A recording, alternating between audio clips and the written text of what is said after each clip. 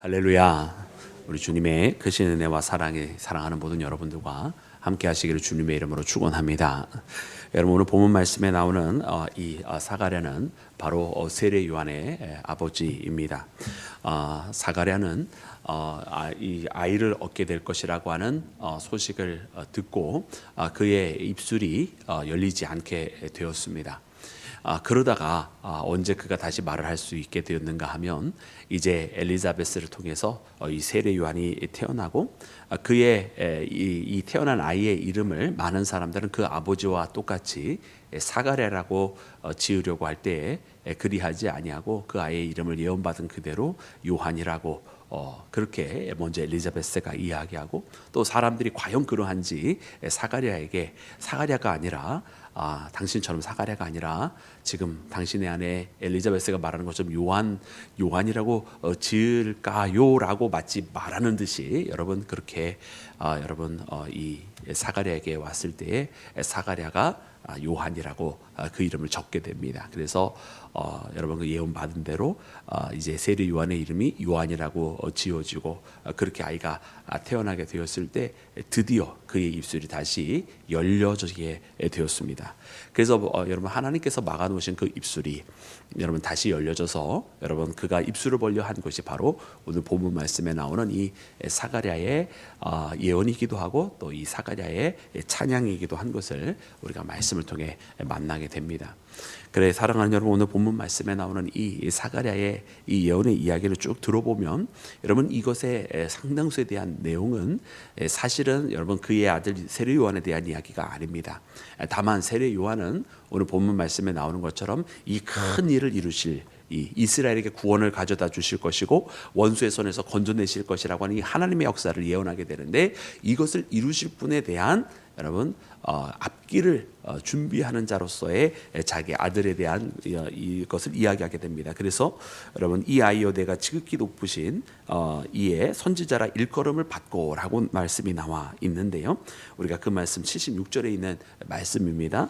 여러분 우리 그 76절에 있는 말씀 함께 읽을까요? 우리 다 같이 합독합니다. 시작. 이 아이여 내가 지극히 높으신 이의 선지자라 일컬음을 받고 주 앞에 앞서가서 그 길을 준비하여. 아멘, 아멘. 그래서 요한에 대한 것은 여러분 바로 이 내용밖에 없어요. 요한이 이제 어떤 일을 하게 될 것인가? 지극히 높으신 분의 선지자가 될 것이고 그보다 앞서가서 그 길을 예비하게 될 것이다. 여러분 이것만이 여러분 세례 요한에게 직접적으로 연결되는 말씀인 것이고요. 나머지 모든 것들, 그 백성들을 죄에서 구원하실 것이다, 그가 이스라엘의 다윗의 왕조를 다시 세울 것이다라고 했던 그 모든 것들, 하나님께서 그의 백성을 긍휼히 여기셔서 거룩한 언약을 다시금 잊지 않고 기억하셨다라든 이 모든 말씀들은 다 여러분 예수님에 대한 이야기였던 것을 발견하게 됩니다. 그래서 오늘 이 말씀 보면서 하나님께서 이제 하나님의 계획을 이끌어 가심에 있어서 여러분 예수님보다 앞서서 이제 세례 요한을 보내시고 여러분 그 세례 요한을 통해서 여러분 광야에 외치는 소리로서 여러분 이끌어 가시는데요. 여러분 이것 또한 하나님께서 그의 말씀을 성취하게 하시고 여러분 오시는 분에 대해서 누구인지를 명확하게 알 수 있도록 말씀대로 여러분 그 모든 예언들을 이루어 가시는 과정 속에 나타난 것임을 보게 됩니다.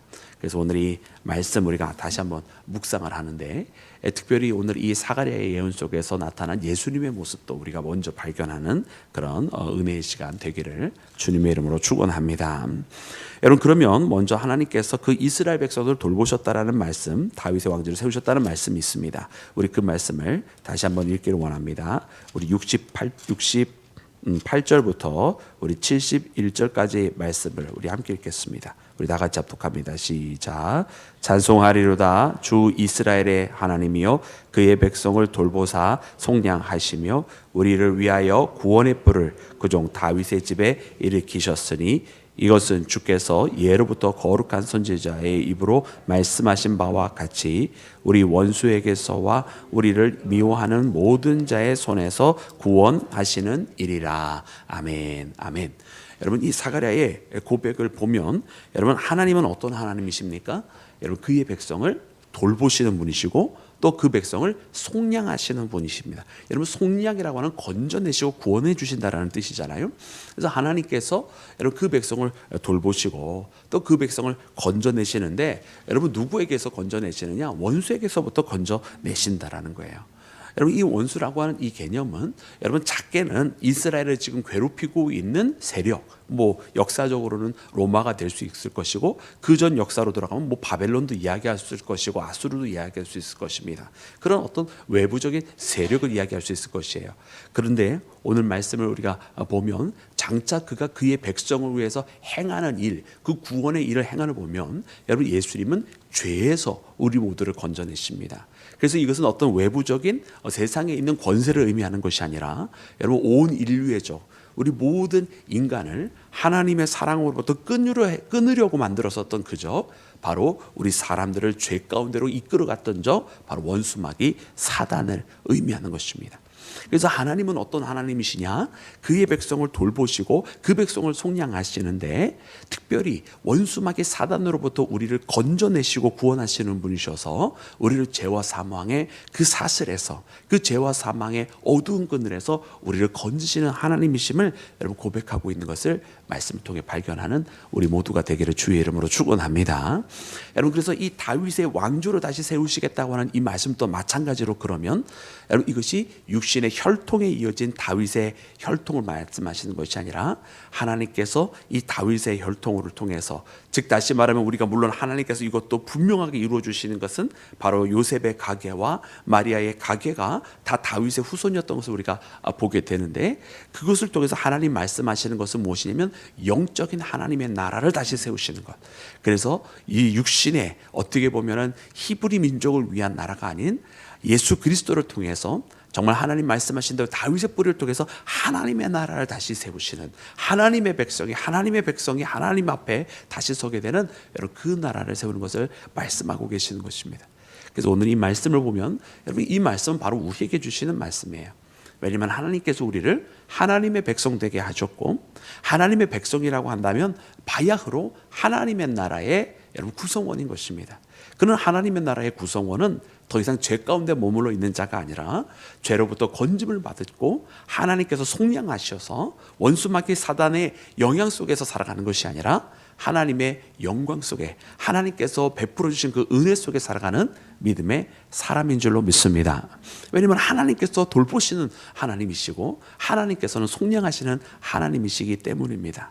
여러분, 그러므로 우리 하나님의 그와 같은 돌보심과 여러분 속량하심이 오늘 이 시간에 사랑하는 우리 모두에게 이르기를 주님의 이름으로 축원합니다.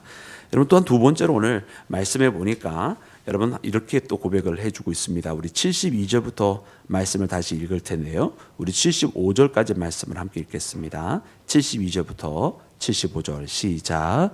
우리 조상을 긍휼히 여기시며 그 거룩한 언약을 기억하셨으니 곧 우리 조상 아브라함에게 하신 맹세라. 주의 앞에서 성결과 의로 두려움이 없이 섬기게 하리라 하셨도다. 아멘. 아멘. 여러분, 하나님은 또 어떤 하나님이셔요? 말씀을 통해서 보니까 여러분 긍휼히 여기시는 하나님, 우리를 불쌍히 여기신다는 뜻이잖아요. 근데 또한 어떤 하나님이시냐면 약속을, 언약을 기억하시는 하나님이시라는 거예요. 그래서 하나님께서 우리를 불쌍히 여기시면서 여러분 우리에게 그 긍휼을 베풀어 주시는데 하나님이 약속을 하셨다는 거예요. 어떤 약속이겠습니까? 여러분, 그 우리가 긍휼의 여김을 받을 수밖에 없는 그런 상황이 있는 거 아니에요. 우리 인류들이 가지고 있는 그런 상황, 가지고 있는 아픔, 가지고 있는 연약함, 여러분 이것에 대해서 하나님은 약속을 해주셨습니다. 여러분, 우리가 죄에서 구원받을 수 없을 때 이 죄로부터 건져내 주시겠다는 그 약속을 해주신 것이고, 우리가 나약하여 쓰러질 수밖에 없을 때는 우리를 붙들어 다시 세워주시겠다고 하는 그 약속을 하시는 것이고, 궁극적으로 죄로 인해서 여러분 하나님의 품에서 떠날 수밖에 없었던 아담과 하와에게 하나님 분명하게 말씀해 주시기를 때가 되면 여인의 후손을 통해서 뱀의 머리를 짓밟도록 하나님께서 만드시겠다고 했던, 분명히 이 죄의 사슬, 지금은 그들이 죄를 져서 죄 앞에 쓰러져서 하나님과 함께 거할 수 있었던 에덴의 땅에서 쫓겨나는 상황이 됐지만 때가 되면 다시 하나님께서 그 상황을 역전시키시고 그들로 하여금 하나님의 형상을 가진 이 아담과 하와로 하여금 하나님의 품으로 돌아오게 하시겠다고 분명히 이 뱀의 권세를 쓰러뜨린 것을 약속하시지 않으셨어요? 그 약속을 분명히 하나님은 이루시는 하나님이라는 거예요. 많은 선지자들로부터 그 약속에 대해서 예언하게 하셨고, 그리고 그 약속은 지금 예수 그리스도를 통해서 이루어지는데, 특별히 아브라함을 여기서 언급해 주고 있습니다. 우리 아브라함에게 하신 맹세라 그랬어요. 그러니까 여러분, 아브라함에게 하신 그 맹세는 어떤 맹세입니까? 여러분, 우리가 아브라함에 대해서 최근에 우리가 수요 예배를 통해서도 많이 보았는데, 여러분, 이 아브라함에게 하신 맹세는 하나님께서 그로 큰 민족을 이루게 하시겠다고 하는, 여러분, 그와 같은 약속이셨습니다. 후손이 없는 아브라함을 불러들여서 그의 본토 친척 아비의 집을 떠나서 하나님께서 지시하는 그 땅으로 가게 해서 큰 민족을 이루게 하시겠다는 거예요. 근데 이 큰 민족이라고 하는 것은 우리가 벌써 여러 차례 고백을 했지만, 사람들이 생각했던 것처럼 자기 자녀를 낳아서 자기 자녀를 통해서 이 땅에 이루어지는, 여러분, 혈통 히브리 민족을 말씀하신 것이 아니라 그로 하여금 모리아산에서 믿음의 조상으로 만들어 주신 것, 곧 이 하나님께서 하신 말씀을 믿고 끝까지 나아가 믿음의 조상이 되게 되었을 때, 여러분, 이 아브라함에게 하신 맹세는 바로 믿음의 모든 후손들을 세워주시는, 여러분, 그 말씀 아니십니까? 결국 그렇다라고 한다면, 여러분, 이 아브라함을 통해서 주신 그 말씀, 여러분, 그것으로 하여금 곧 다시 말하면 모든 믿음의 후손들로 하여금 세워지게 될 큰 민족, 큰 나라를 말씀하시는 것이고, 그래서 믿음으로, 예수 그리스도를 믿음으로, 장차 그가 세우실 그 나라는 믿음으로 세워진 나라라고 하는 것을 우리에게 알려주신 것인 줄로 믿습니다. 여러분, 그래 오늘 이 말씀에 보니까, 여러분, 그렇게 해서 여러분 우리로 하여금 주의 종신토록 주 앞에서 성결과 의로 두려움이 없게 섬기게 하리라 하셨다, 이렇게 말씀하셨어요. 우리가 이제 주님 앞에 나아가면 이렇게 정결하고 또 의롭고 주님 안에서 두려움이 없는, 여러분, 사랑에는 두려움이 없다, 이렇게 말씀해 주셨는데, 하나님께서 우리를 사랑하셨고 이제껏 우리도 하나님께서 먼저, 우리보다 먼저 베풀어 주신 그 사랑에 우리가 응답적으로 사랑하며 살아갈 때, 이제는 우리가 어떤 두려움이나 어떤 율법을 지키지 못한 그런 마음속의 죄책이나 혹은 세상에서 살아가는 걱정, 근심과 걱정이 아니라, 주님이 나를 사랑하시고 나는 하나님의 자녀가 되었고 나도 주님을 사랑합니다라고 하는 이 사랑의 고백 속에 여러분 두려움을 떨쳐버리고 우리가 살아가는 줄로 믿습니다. 그래서 이 말씀이 얼마나 감사한지 몰라요. 여러분, 이 말씀을 통해서 우리가 하나님은 지금도 우리에게 주신 그 약속을 기억하고 계신다. 그리고 그 하나님이 그 약속을 기억하시기 때문에 우리에게 있는, 여러분, 궁휼함의 이유들, 우리가 불쌍히 여김을 받을 수밖에 없는 그 이유들이 다 있지만은, 하나님께서 그것들을 다 세세하게 기억하시고 그 이유들을 다 바꾸시고 그 상황 속에 있는 우리를 하나님은 건져내 주시는 하나님, 우리에게 그 약속이 이루어지게 하셔서 우리라면 더 이상 두려움이 없는 상황 속에 살아가게 하시는 하나님이심을 여러분 말씀이 고백하고 있습니다. 여러분, 그래서 오늘 이 말씀을 붙들 때 우리 모두가 다시 한번 그렇게 하나님 앞에, 여러분, 사랑의 관계 속에서 주의 긍휼함을 입어서 주의 약속이 우리 가운데 주님은 기억하고 계셨기에 분명히 이루어지고, 그리고 두려움이 없는 상황 속으로 우리를 인도해 가신다라고 하는 말씀 속에 나아가는 우리 모두가 되기를 주님의 이름으로 축원합니다. 여러분, 그리고 마지막으로 오늘 말씀 77절부터 79절까지 말씀인데요, 우리 다 같이 한 목소리로 합독해서 읽겠습니다. 시작.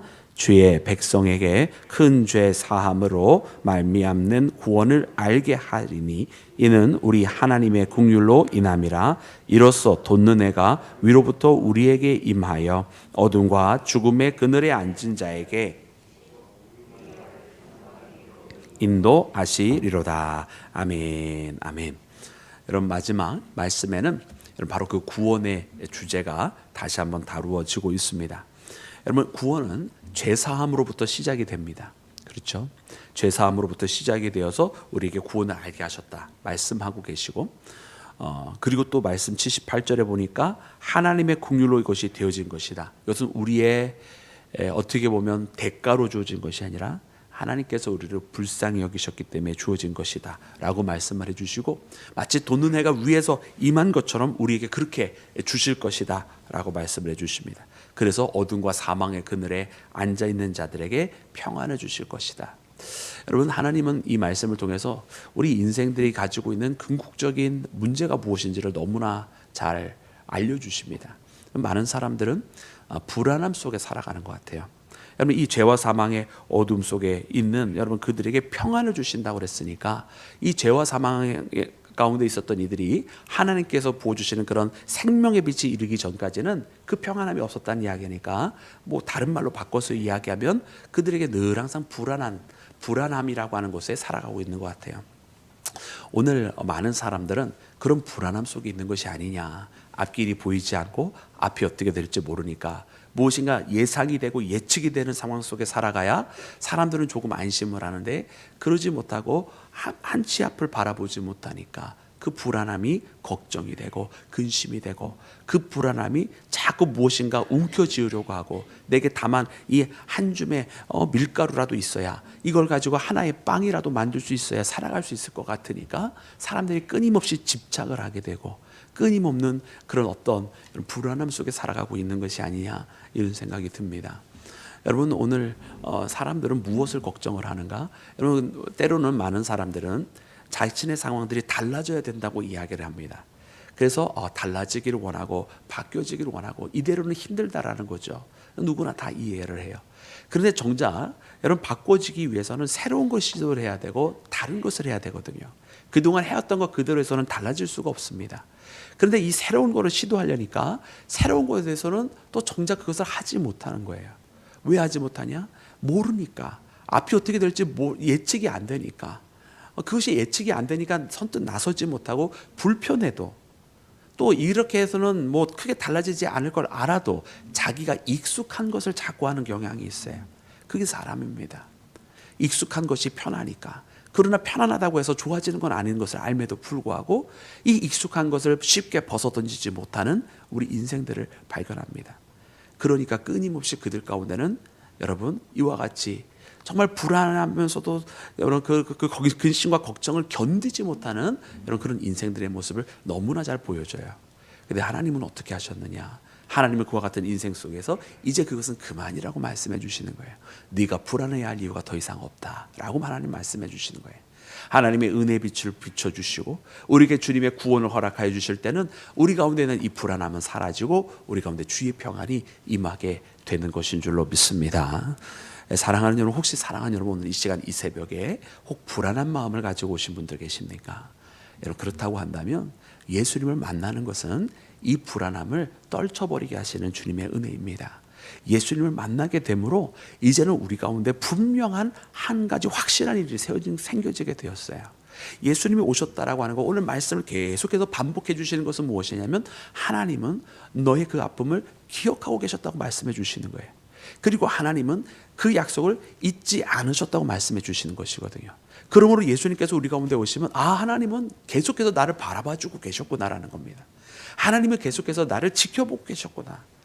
나를 사랑하시는 하나님이, 나를 기억하고 계시는 그 하나님이 나와 함께하고 계셨음을, 아기 예수님으로 오시는 그 예수님의 하나님의 현현 앞에 하나님의 아들 우리 가운데 오시는 그 모습을 우리가 현실 속의 만남을 통해서 이제 그 하나님이 나와 함께 하심으로 이제 내가 더 이상 근심할 이유가 없어졌구나라고 하는 분명하고도 확실한 것이 한 가지 확실하게 생겨졌다는 이야기예요. 그러므로 사랑하는 여러분, 오늘 이 시대를 사랑하는 우리가 예수님을 믿는다고 하는 것도 이와 같은 것 아니겠습니까? 뭐 세상 속이야 여전히 근심과 걱정거리를 끊임없이 가져다 주는 것이 세상이지만, 그래서 세상 속에서 살아간다고 하는 것은 그렇게 불안함 속에 살아가는 것이겠지만, 그런 세상 속에서 불안하게 살아간다고 한다면 여러분 그거는 신앙 없이 사는 여느 사람들과 다를 바가 없는 것입니다. 그런 세상 속에서 분명하고 확실한 것 한 가지, 하나님이 나를 지금 붙들고 계시다. 하나님이 나에게 하신 그 약속은 하나님 지키고 계시다.